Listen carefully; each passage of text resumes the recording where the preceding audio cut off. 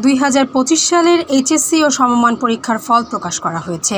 এবার 11টি বোর্ডে গড় পাশের হার 58.83%। 2024 সালে গড় পাশের হার ছিল 77.78%। সেই হিসেবে এবার পাশের হার কমেছে 18.95%। এবছর সারা দেশে জিপিএ 5 পেয়েছেন 69,097 জন। গত বছর অর্থাৎ 2024 সালে জিপিএ 5 পেয়েছিলেন 1,45,911 জন। সেই হিসেবে এবার জিপিএ 5 পাওয়া শিক্ষার্থীর সংখ্যা কমেছে 76,814 জন।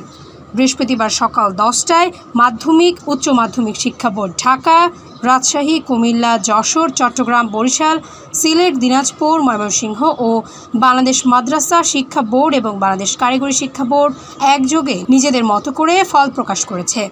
গত 26 জুন শুরু হয় এইচএসসি ও সমমানের লিখিত পরীক্ষা। 11টি শিক্ষা বোর্ডের 12,51,111 জন শিক্ষার্থী এবার পরীক্ষার ফর্ম পূরণ করেছিলেন।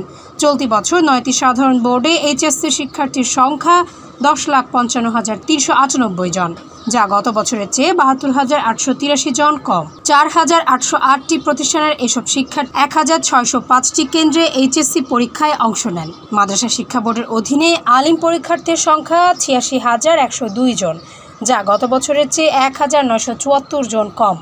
2,682টি মাদ্রাসার এসব পরীক্ষার্থী 459টি কেন্দ্রে এই পরীক্ষায় অংশগ্রহণ করে।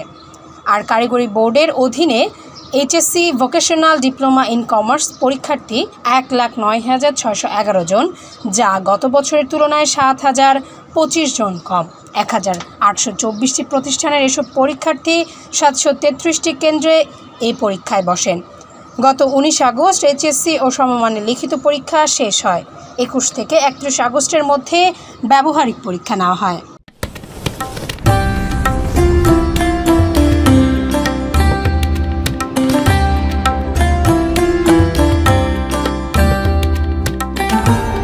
এমই টিভি, স্বাধীন বাংলার স্বাধীন কণ্ঠ।